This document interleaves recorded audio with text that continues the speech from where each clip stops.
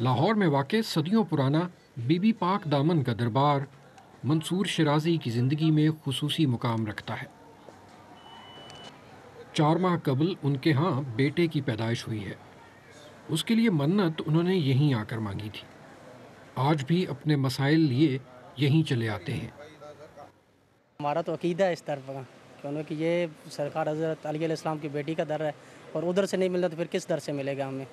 اور اس در سے سب پوری کائنات ان کے صدقے کھا رہی ہے، اور جو بھی ملتا ہے انہی کے در سے ملتا ہے۔ اور یہاں آ کے اسپیشلی ہم نے جو ہے نا یہ دعا کی تھی کہ مجھے بیٹا جو ہے نا دیجیے۔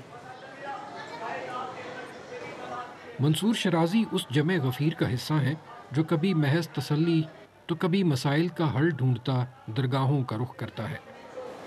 ہزاروں کی تعداد میں لوگ منتیں اور مرادیں لے کر درگاہوں اور درباروں پر آتے ہیں۔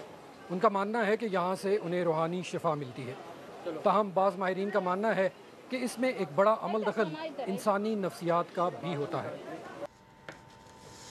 منتیں ماننے اور روحانی شفا کی تلاش جیسے رجحانات پر علم نفسیات کے میدان میں تحقیقی مقالے لکھے جا چکے ہیں۔ ماہرین کا ماننا ہے کہ انسانی نفسیات کے مطالعے میں ان رجحانات کی ایک وضاحت موجود ہے۔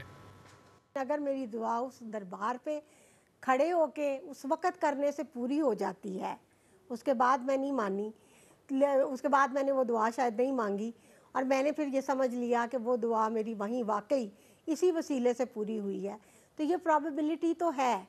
دیکھیں نا، یہ چانس ہے، چانس کا فیکٹر ہے۔ 100 لوگ جاتے ہیں، 5 کی پوری ہو جاتی ہے، اس کا مطلب یہ ہے کہ یہ ہونا ہی تھا، یہ ہونا تو تھا۔ اب یہ بائی چانس ہے کہ یہ اس دربار پہ کھڑے تھے۔ اس سے ماورا کہ انسانی نفسیات ہے یا کچھ اور، روحانیت کی روایت اس خطے کی تہذیب کا حصہ رہی ہے، اور درگاہوں پر چراغاں کرنے والوں میں ہر طبقے کے افراد شامل ہیں۔